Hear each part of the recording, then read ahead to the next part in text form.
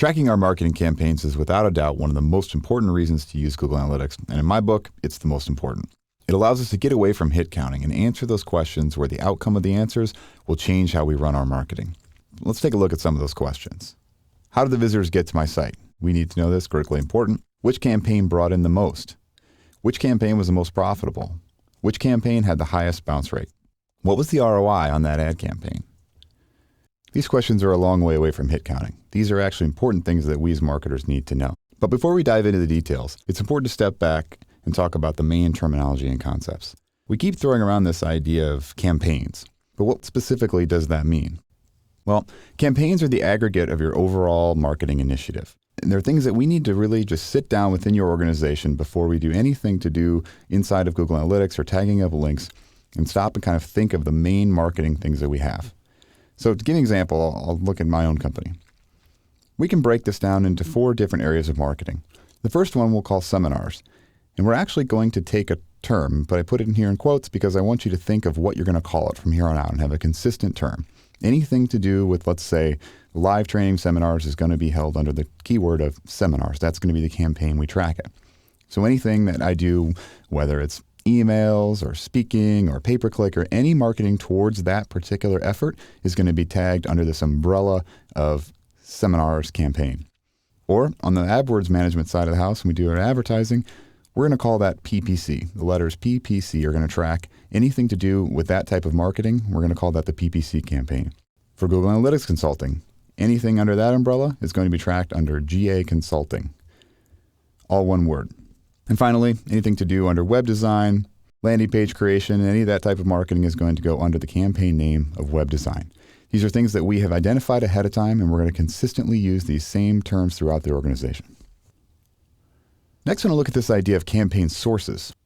When we think about campaign sources, we're thinking about who brought them to my site, and the important part there being the who. Now, it could be that you have different search engines that bring it. So it could be Google, it could be Bing, it could be Yahoo.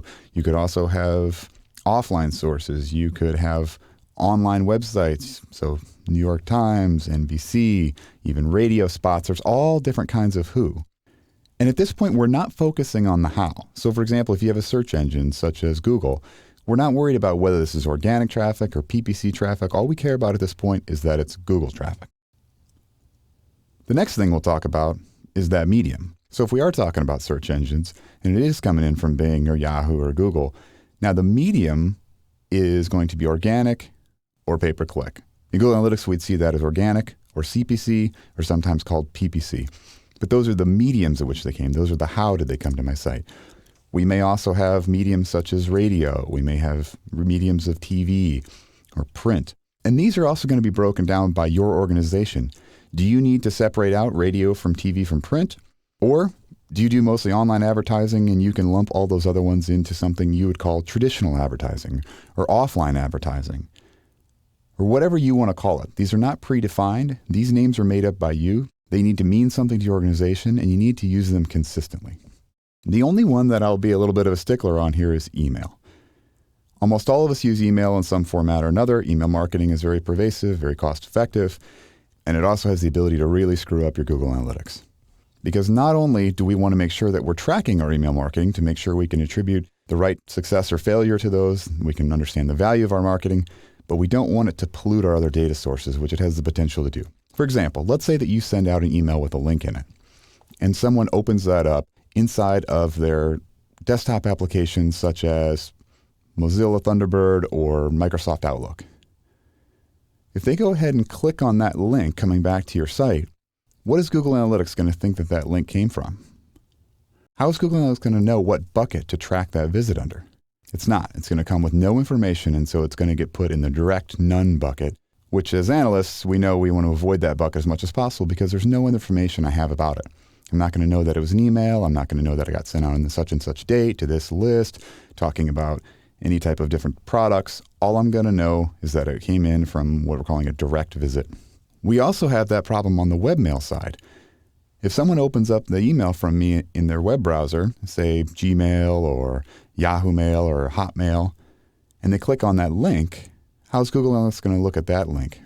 Well, Google Analytics is going to see that there was a web server called maybe mail.yahoo.com or webmail.aol.com, that referred over traffic to me.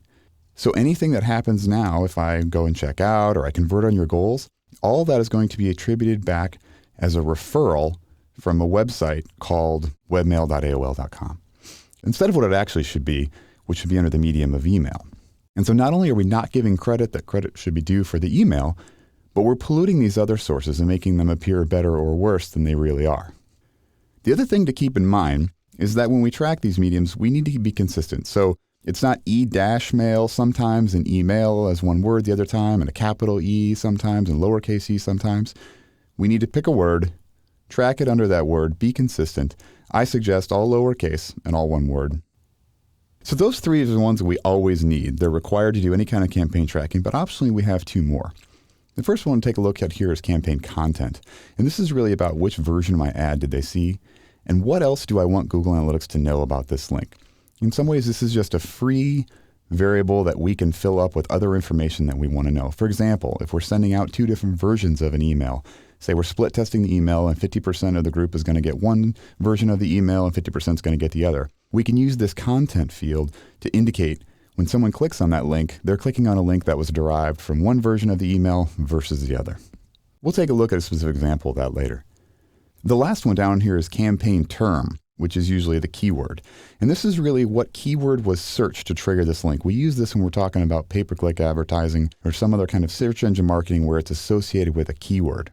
So we won't use this one all the time, but when we are using those particular mediums, this can be a very useful campaign variable.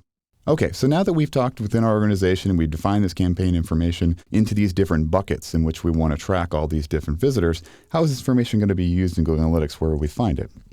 Campaign name, source, medium, and optionally content and term will hold all the info we need.